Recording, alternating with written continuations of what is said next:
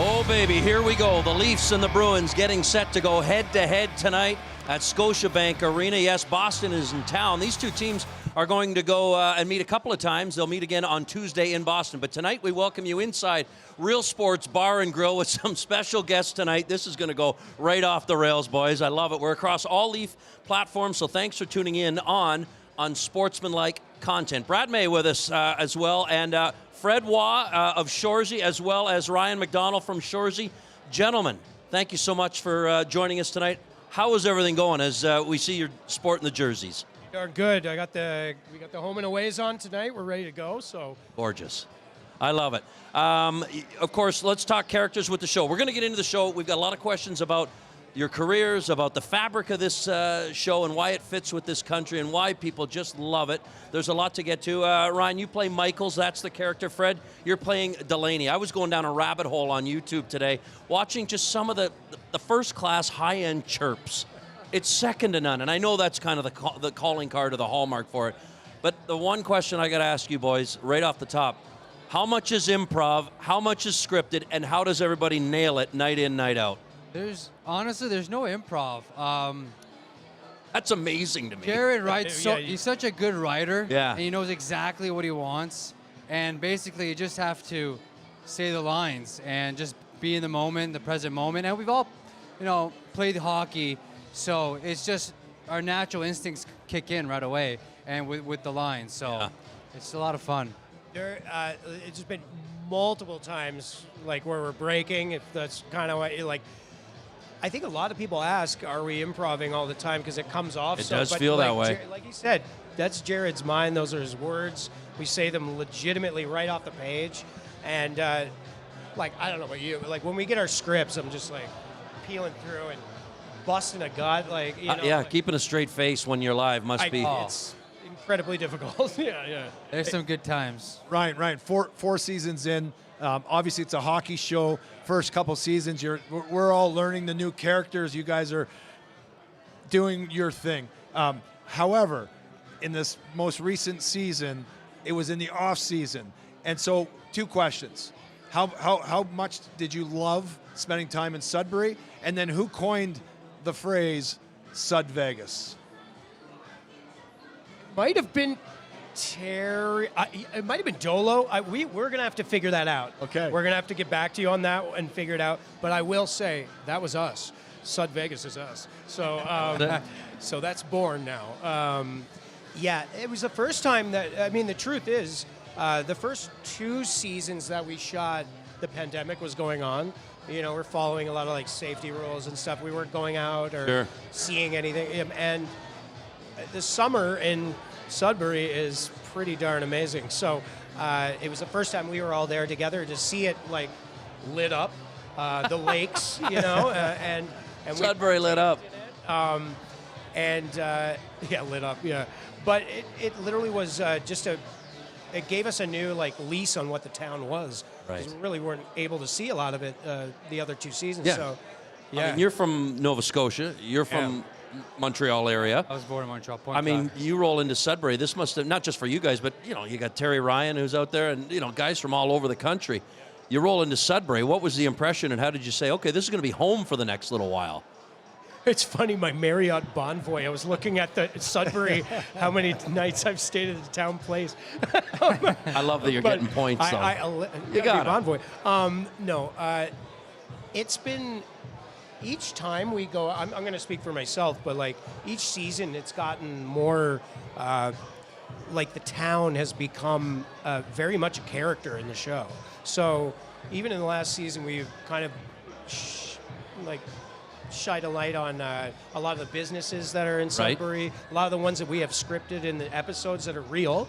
So people are going to, Pepe Panini's, and they're going to all the places, and it's pretty cool that we're being able to bring that to the town and bring some awareness. People are going there. I was going to say, Sudbury Wolves were playing with our jerseys last night, so they probably pretty just cool. love having you guys, right? They've embraced you. They make the best meatballs like they really do. Hey guys, we're hockey players. When you're going to training camp, obviously you have a summer of workouts and you got a plan to get yourself ready to get prepared. How do you get prepared for another season? And is it all about memorizing your lines, understanding your role, or is there a lot of physical things that you get into? You're still playing hockey, you're still doing your thing. Yeah, I think for me, I'll speak for myself, I try to stay in good shape, and you try to hit the ice as often as you can, because you want to look good for that take, that one shot. There's still that competitive instinct inside of you, so you try to keep that. Pride. Yeah, and then you just learning lines. I enjoy the craft of acting. Working with acting coaches, taking acting classes, taking working with dialect coaches. I take it pretty serious and I enjoy it. It's a lot of fun. So the hard work is all there, the preparation is all there. When you get on set, then you just live the moment and just enjoy it. Your dad's Hockey Hall of Famer, Patrick Waugh. I think a lot of people who watch the show obviously know this. But for you to make that switch, you played in the minors, you played in the Q, you come from hockey royalty. You also have a law background, correct? Correct. Yeah. So how did you go, all right, forget hockey, forget law, I'm going to act, but you did incorporate hockey. But how did you make that transition and that decision? What's actually funny is I stopped playing hockey for a year in juniors at 18 years old, and that's actually how I met Mr. Jared Kiso. Just going through stuff in my life, and I was like, I needed to get away, and I always wanted to do acting. Something I always enjoyed and loved. And honestly, one of the shows that I really liked that really pushed me into was The OC. Yeah, so I enjoyed that, and I remember. Can't believe you admitted that. I wanted to. Yeah, well, it is what it is.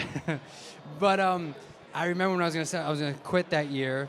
I remember I prepared to where I was going to go live in LA, and to tell my dad that I was going to stop playing hockey.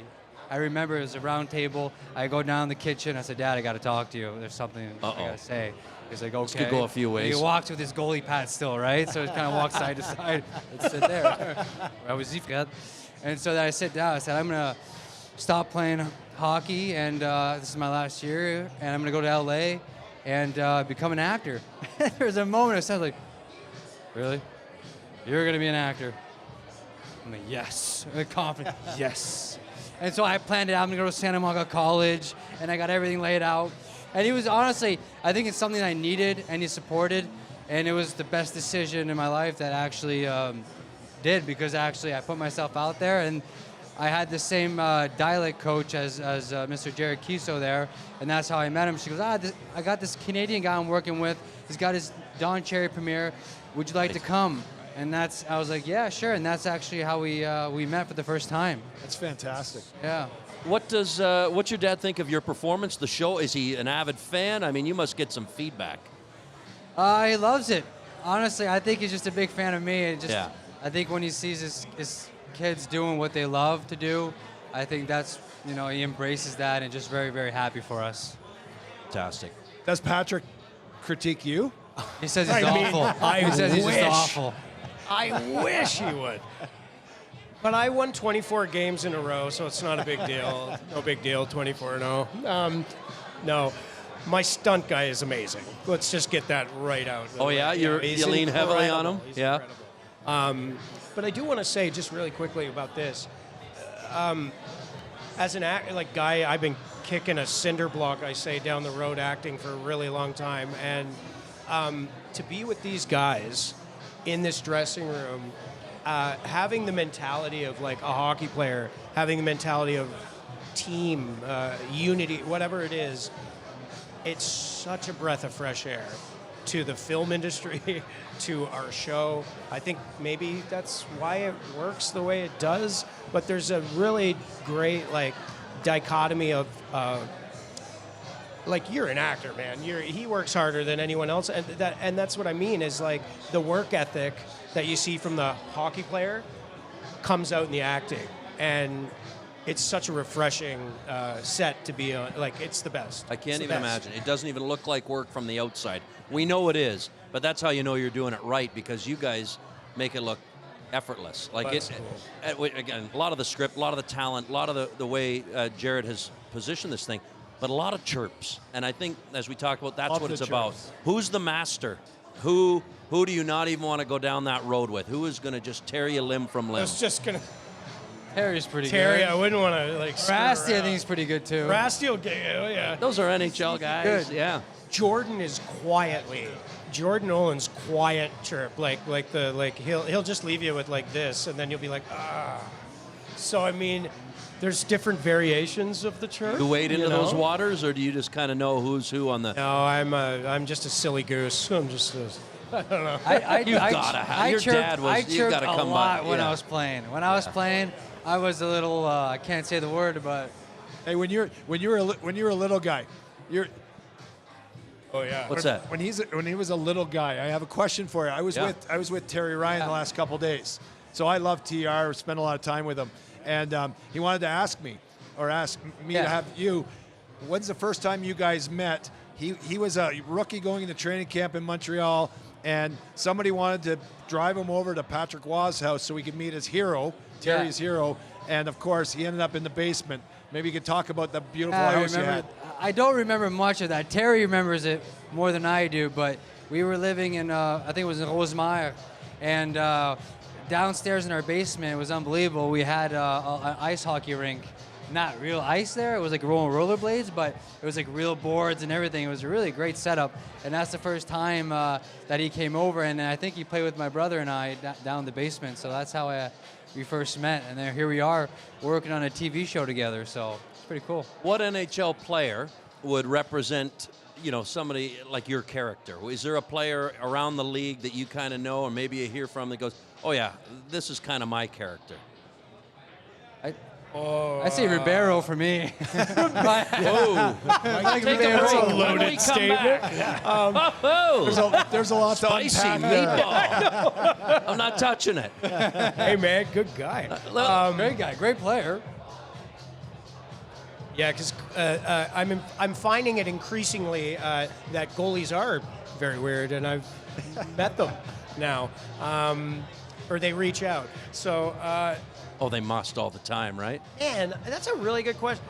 See, I'm a big Mike Smith guy, but I don't act like him at all. No? So, Well, you're about 8 inches shorter, so. Yeah, there's that too. So, yeah, okay, Right. Mike Vernon. Mike Vernon. Yeah. So I'm the shorty. Nice yeah. pull. Yeah.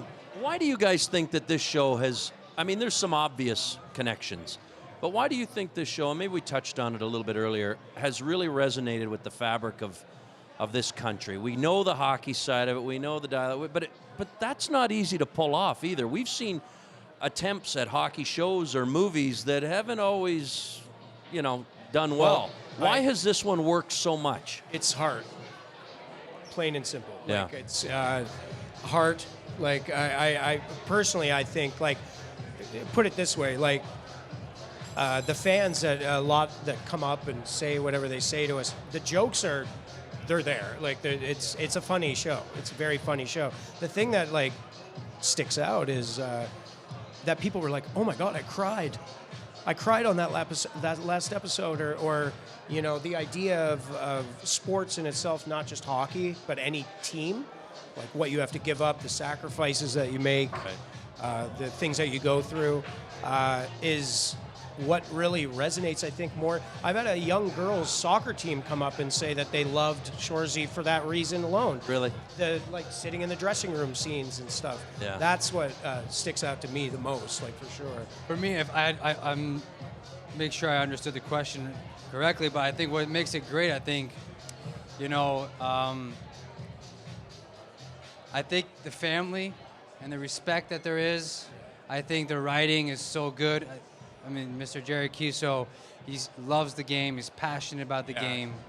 He studies every guy that plays in the show. He knows all your stats. Yeah, if you're he gonna, knows everything about it. He knows how many block shots they had the night before. So yeah, the directors, the Skeeners, and then the guys that play in it. Everyone, in hockey, you have to buy in, right? To have success, you have to buy in, and I think everyone buys into the show. And that's what it represents as a family. And I remember the first day, for me, I got in season 2, and I was very nervous because it's like going to school again. It's like at lunchtime, and I'm like, okay, I don't know much anyone, so I'm in the lunch line. Actually, I'm like, where am I going to sit? And I'm walking. I hope they say hello to me. Oh yeah. But they do, and they bring you right in. And I think for a team, that's what everyone loves is when everyone buys in. One team. One goal, one objective. That's what it's about, Yeah, I have one question, sir. Yeah. Seriously. So I've been invited a few times last season to come and play you guys in that Shoresy Classic. He should be a character on the show. You've got a number of games lined up again.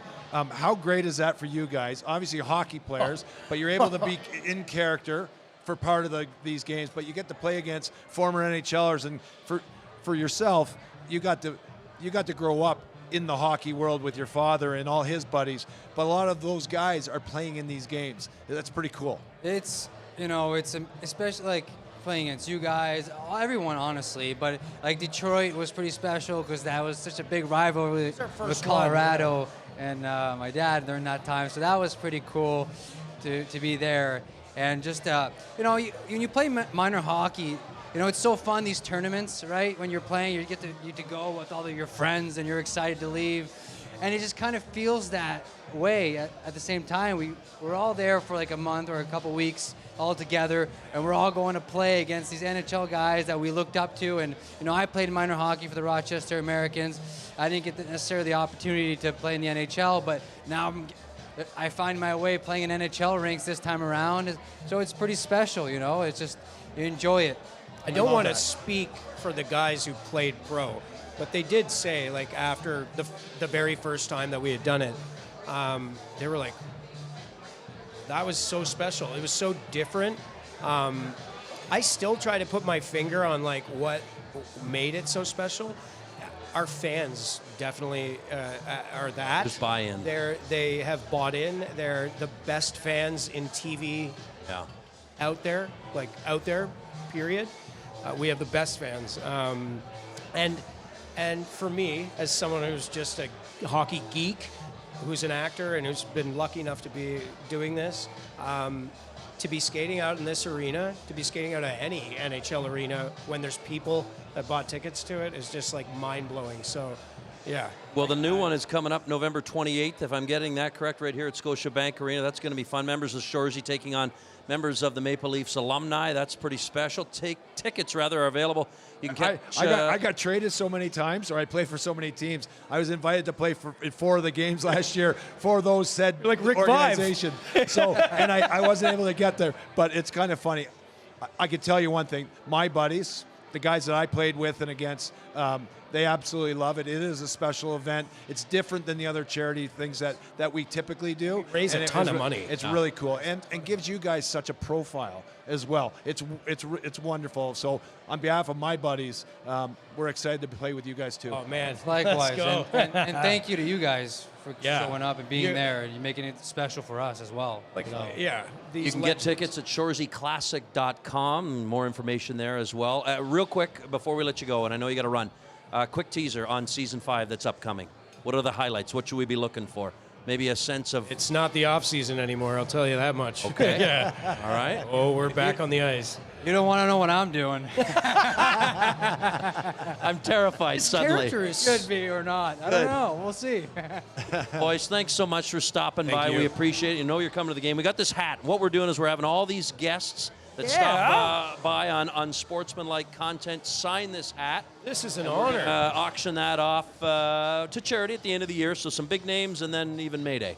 And while you guys sign that, I will say thank you once again. We'll let you get on with your evening. And right now, we'll have a look and a listen as earlier tonight I caught up with Nick Waugh. How are you? Great, how are you? Nice to see you. Nice to see you. Now, is this mustache always in your bag of tricks, No. or is this just November, or are you just trying to pull off a new look? Just Movember for the cause for men's health, and I guess you guys asked me today, so maybe it was because of the mustache because I did it last night. So It looks sharp. yeah, thank you. Hey, what have you noticed about the way your group is playing? From Pittsburgh to then Utah. What have you liked most about the way this group seems to have kind of turned a corner? Yeah, I think we're finding our games. I think we want to roll 4 lines. We want everybody to get involved. I think we did better last game. I think we played for 60 minutes. Mm-hmm. That's what we got to do every game, and we're doing a better job at it. So just gotta keep doing it. Was it a matter of the message getting blasted maybe going into the third period against Pittsburgh, or was there some fundamental change, or was it everything? A little bit of everything. Yeah. I think winning your battle is going to be important. You look at that third period against when we came back, and it's not going to happen every game. So Right. you gotta be playing good those 60 minutes because you don't want to put yourself in a hole in this league. It's tough to come back. For sure. Quick thought on Boston. What has to happen for your group? Really good offensive team, so gonna have to stay disciplined, be good in the neutral zone, not too many turnovers, keep it simple, and like I said, roll our 4 lines and play with our dad for sure. What's the wildest, weirdest pregame ritual you have? I'd say I go on the bench every game. These guys here know it. I go on the bench, sit there, look around, get my head ready for the game. We'll let you get to it. Thanks for this. Thank you. Good luck. Okay, our thanks to Nick Waugh for stopping by. Last question I had to him was the one I'm going to ask you. What did you have by way of pregame superstitions or rituals? What did you do? You know, it was crazy. As a young player, I had a number of little superstitions. Put my left skate on first, my left shin pad on first. And of course, if you have a great game, you keep it going. If you have a bad game, you change that stuff up. How you tie your skates is one. Meals? What about meals? Meals, typically it was a pasta meal. Of course, these athletes are in such better condition. But yeah, in Buffalo, we used to go to a place called Chef's. It was this big spaghetti parmesan, most amazing little restaurant. Still rolling. And it's still going 60, 80 years later. So, but the food was one thing. But what I found as I got older, and there's other things happening in my life, my superstitions became a distraction because I couldn't hit the number. So a lot of of superstitions, with players, it happens on the time. 20 minutes before the team meeting, they're going to be in this stretch, whatever it is, just for them to get ready. All of a sudden, any of those things get out of the timeline, your superstitions go out the window. So at the end, I would drink 6 or 7 coffees, sit there and wait. And the reason why, Just when I first started, we had wood sticks, right? Wood sticks, an hour would be spent with the blowtorch, curving your stick, making it better, shaving it down, and you spent a lot of time, but you were thinking hockey at the same time. All of a sudden, these composite sticks come in, and then, of course, these wonderful one pieces that these guys use, they're perfect. The players don't have to do anything other than tape them. So for me, I had like 47 minutes that was idle time. And you know what? If you give me idle time, I'm going to screw it up. So I just figured I'd sit down and drink coffee. Hey, how great was that having Fred and Ryan stop by about their show? Man, I was saying I just went down a rabbit hole watching some of their clips today. That is a brilliant, brilliant show. You know what it really is. I just spent a couple of days with Terry Ryan, who's one of the lead guys. Give us some highlights. TR is he's an absolutely special guy, Terry Ryan, and he's one of the actors. And it's not just about him, but he has so much passion. Here's a player that was a first-round draft pick, wrote a book, The Tales of a First-Round Nothing. Terry did, and you know what? He had so many reasons to quit, to give up, to not resurrect himself. through his life, he came back. He played professional hockey 2 seasons ago after being retired for 18 years or whatever it was. First time he ever played in front of his daughter was in St. John's, Newfoundland, a professional The Growlers, game wasn't it? Yeah. with the Growlers. But Terry is such a passionate guy. He still plays national level ball hockey. Yeah. Won the national championship. But the one thing about Terry Ryan is everywhere he goes, he brings that energy, but also the story of like trials and tribulations. I mean, this guy has an unbelievable platform now, and he's able to do it because he became an actor. He has this outlet, and he's being tabled and asked to be the top panelist across the country, going into the States. He's a one-man band, Terry. But here's the other thing with his other actors, and the other, John Morasti and the Nolan. I say the Nolan kids because their father was my coach in Buffalo. But for Jordan and Brandon and all the other guys on this show, I think we heard it perfectly. They're part of a team, and I think all of that together. There's nothing better than the locker room, hanging out with your buddies, and if you're making money, making a TV show and having a good time doing it. I'm jealous of those guys. I know, I really love am. it. Look I like think they're you would having be a time. great character on the show. Well, let's go, Jared. Maybe you and Mr. TR just Kiesel, cruising let's around go. Sudbury. I would love it. Bring me in as Wonderful. a cameo. All right, let's get to the game real quick. We should probably touch on the game. Yeah, we Bruins do. in Yeah, we town, do. in case we may have forgotten or gotten sidetracked, which sometimes happens. But what stands out for you? We could look at a couple of topics, and I know we're going to finish strong on them. But why don't we start with Carlo, Brandon Carlo, facing off against his old team today because he led the stretch this morning. You know this is a special one, especially the first time you play your old team. I'll tell you this, and I know it from experience being traded and going to a new team. For me, you get to that locker room, the new team, which is, of course, Toronto for Carlo.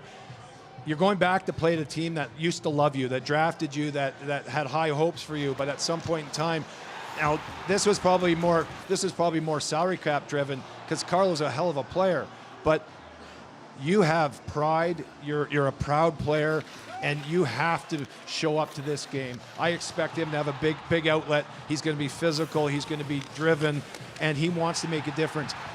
It's like being dumped by your high school girlfriend, right? You're now on to a new relationship, but you never wish well on her because she treated you wrong. Who hurt you? Right? It gets really personal. But for these hockey players, it's a real thing. Yeah. And the one thing I would say is if I was in that locker room with them is take a couple breaths, realize and remember who you are, and don't try to do too much when you play against your team the first time. But it's emotional, and he's excited, I guarantee it. Morgan Riley couldn't say enough good things about playing alongside Brandon Carlo, so we'll keep an eye on that pairing tonight against the Bruins.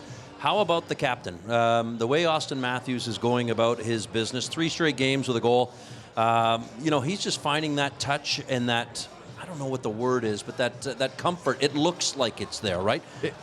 As a group, you wonder if it was a little bit flat going ahead, but now it seems like he and others have just really found their groove. Listen, with talented players, and as talented as Austin is, he's going to find his places and his space on the ice, and he's got such a great shot. He's probably the best 5-hole scorer in the game, the way he can snap it. Goaltenders don't know when that puck's coming off his stick, and right now he's trying to figure out who he wants to be. Obviously he's the captain, but with new identity in this locker room this season, it's great to see that he's got a hot stick.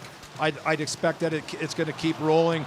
And the other guy that really keeps it going that I'm excited to see every night, that's William Nylander. Well, we just saw him, and that's a player that I thought quietly you'd turn and oh, wait a minute, he's third in league scoring. Well, he has just continued to show amidst, playing in some pain. We saw him miss some games, but he has just continued to show just how dangerous he is night in, night out. We're, of course, talking about 9 points in his last 5 games, including 4 goals. He's tied for 6th in the league with 20 points. He's become a top player in the National Hockey League. That's no surprise, but you just sort of sit back and marvel at the way he goes about it, because sometimes it's very understated. Other times you're like, this guy just put a beating on us tonight. Listen, I'm going to say it the way he's my favorite player to watch on the Toronto Maple Leafs. He's so skilled. The way he skates, he's beautiful. The way he moves around that ice. This guy, as a confident player he is, I see him like David Pastrnak on the Boston Bruins. These guys, when they have their opportunity, they make the most of it. But Willie loves to lug the puck down the ice. He loves touching it. For his line mates, get that puck to him as quickly as possible. But he's a guy like Eric Lindros. I'm just going back, and it's Hall of Fame weekend. Eric Lindros, here's a guy that if he scores 2 goals and gets an assist, sometimes you leave the arena thinking that guy didn't give all he had, because everybody expected Eric to run guys over, beat up the toughest guy. There was so much to expect from William Nylander that there are games that he plays really well that still leaves me wanting more. And he's capable of that. But it's a long season, 82 games, and you can't play at that pace for that long. But William Nylander, he's an enigma, because I think he could be the best player in the game at times. And he's showing that, and I'm excited about the game, but I just want to see more of it. And if he adds a physical dimension, he's the first guy on the forecheck. Throw the body around a little bit, Will. We saw it in the World Championships. He excites me. You mentioned a Hall of Fame weekend. You will see Big Z's, Zdeno Chara going in. You'll see Joe Thornton going in, representing a couple of former Bruins and a former Leaf. You will not see Charlie McAvoy in the lineup tonight for the Bruins. That's obviously good news if you're on the Leafs side of things. David Pastrnak continues to be a Bruins top player. We got to wrap things up, matey. Quick thought. Yeah, quick thought. And I just want to get this. Anthony Stolarz, he's a big goaltender. Play a little bit more on his toes, a little more aggressive. I've been listening to different pundits talking about goaltending. When a big goaltender is on the front edges of his feet, that's when they actually take away those shooting, the eyeballs, the shooting lanes. I think Anthony Stolarz is going to have a huge game. He's ready to go, and he's starting to find his pace. Dennis Hildeby will back him up. We got to go. It's the Leafs and Bruins. You can catch this game on TSN 1050 on the radio side. On the television side, of course, it's Hockey Night in Canada. 2 original 6 teams go head-to-head. Enjoy the game, everybody, and thank you for joining us at Real Sports Bar and Grill on Unsportsmanlike Content.